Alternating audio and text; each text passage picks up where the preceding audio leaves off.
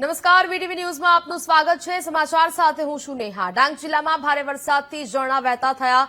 સાપુતારા અને આહવામાં ઝરણા જીવંત થયા। ભારે વરસાદથી આહવા નજીક શંકર ધોધ વહેતો થયો। શંકર ધોધ વહેતો થતા પ્રવાસીઓમાં ખુશીનો માહોલ છે। કુદરતી સૌંદર્ય નિહાળવા માટે પ્રવાસીઓમાં ભારે ઉત્સાહ વ્યાપ્યો છે। તો જ પ્રકારે હવે વાતાવરણ આહલાદક સર્જાયું છે। પ્રવાસીઓ માટે આકર્ષણનું કેન્દ્ર બન્યું છે આ ધોધ। ભારે વરસાદથી આહવા નજીક શંકર ધોધ વહેતો થયો હોય તેવા દ્રશ્યો સર્જાયા। શંકર ધોધ વહેતો થતા પ્રવાસીઓમાં ખુશીનો માહોલ જોવા મળ્યો છે। પ્રવાસીઓ માટે આ ધોધ આકર્ષણનું કેન્દ્ર બન્યો। કુદરતી સૌંદર્ય નિહાળવા માટે પ્રવાસીઓમાં ભારે ઉત્સાહ વ્યાપ્યો છે।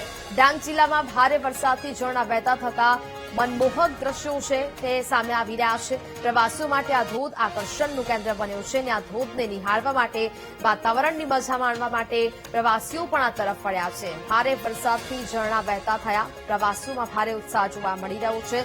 શંકર ધોધના દ્રશ્યો કે જ્યાં હાલ પ્રવાસીઓમાં ખુશીનો માહોલ જોવા મળી રહ્યો છે।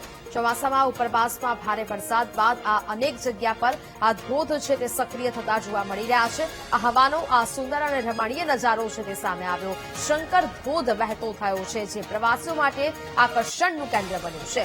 ભારે વરસાદથી આ ઝરણા છે તે વહેતા થયા છે અને જેને કારણે પ્રવાસીઓમાં ભારે ઉત્સાહનો માહોલ જોવા મળી રહ્યો છે।